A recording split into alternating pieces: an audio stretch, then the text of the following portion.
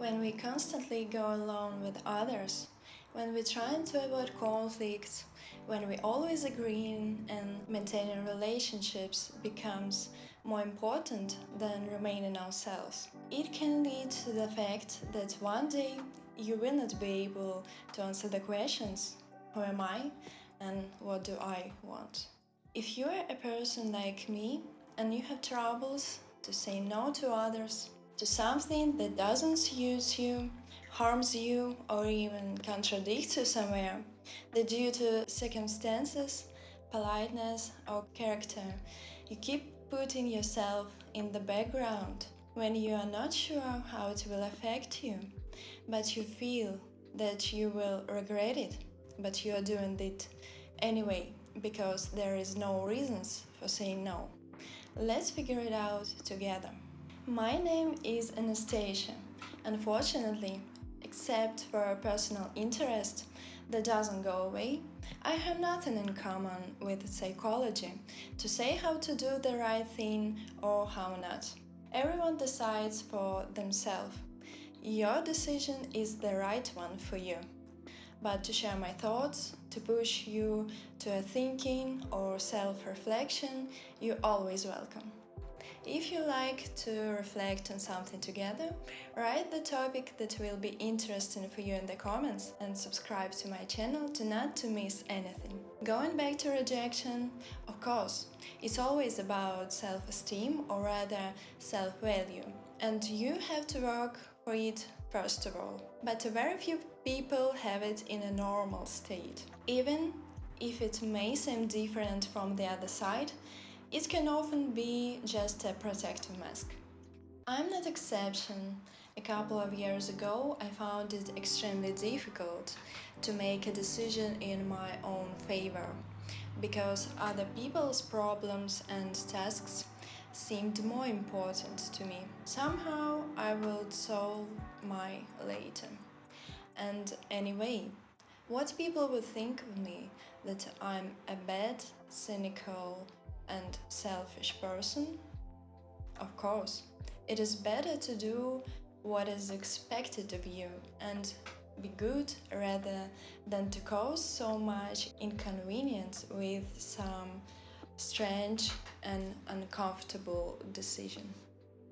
It was a sarcasm, but unfortunately that's the mindset of those who are not used to see themselves as equal in importance to those who want something from you. Now I value and prioritize my own goals and desires a lot more, and I can tell you saying no is a skill, and the more often you practice it, the more easier it's for you. It doesn't mean you have to say no to everything and everyone. No, of course, every situation should be considered in terms of the importance of the results of events for you. And we are talking about refusing those situations where it is to your loss.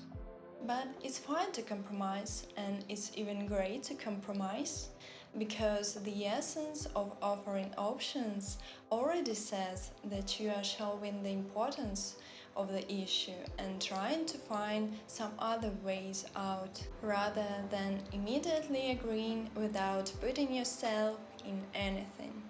You can start with a little things like saying no to staying late at work all the time. Or imagine you want to spend day at home in solitude with your favorite movies or books and take a day off from the rest of the world. At this time, your friend invites you to spend time together, go for a walk, or maybe come to you. But you feel that you need some time alone. In this situation, you can explain that it's very important for you to spend a little time alone. Also, you can suggest another time to meet. You too have the right to decide how you want to spend your free time and to take care of your personal preferences rather than thinking only about other person's feelings. What will help you in this situation? Don't necessarily say a sharp no. You can simply explain why it is important for you to do otherwise, or to offer an alternative if it's necessary for your situation. It is possible to imagine yourself from a side, as if in dialogue there are not two people, but you are as a decision maker, your companion, and once again you, but only this time you as a body. You don't solve for this third person, but it is still you.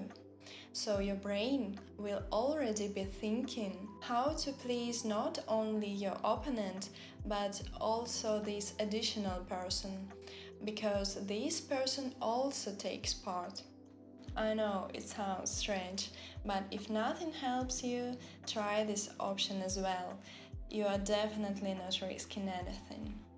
Over time, you will develop this skill, and it will be easier and easier for you to choose yourself in the moments that contradict your comfort or desires. But what about those situations when you don't know what you feel and literally torture yourself to find the answer in yourself and to make up your mind?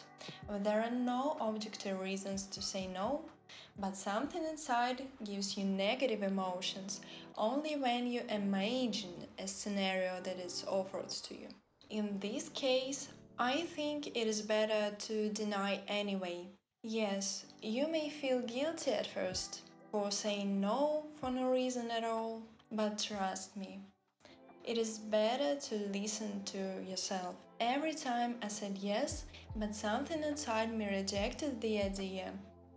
Afterwards, I was always mentally exhausted, with a total lack of energy, because I betrayed myself, and only later I realized it. By doing this, you drain your inner energy, and most likely it will take you a long time to regain your normal state. Our body is intelligent, and even if our brain cannot find and explain the reasons to us, our body gives us signs.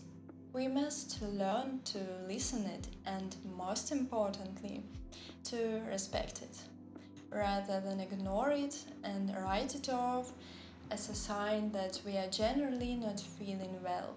And once again, when we focus on trying to please others or keeping a good reputation or relationships at all cost, it can lead to a loss of self. And it will be much harder to cope with this new problem. Prioritize correctly. Thank you for staying with me today in this video.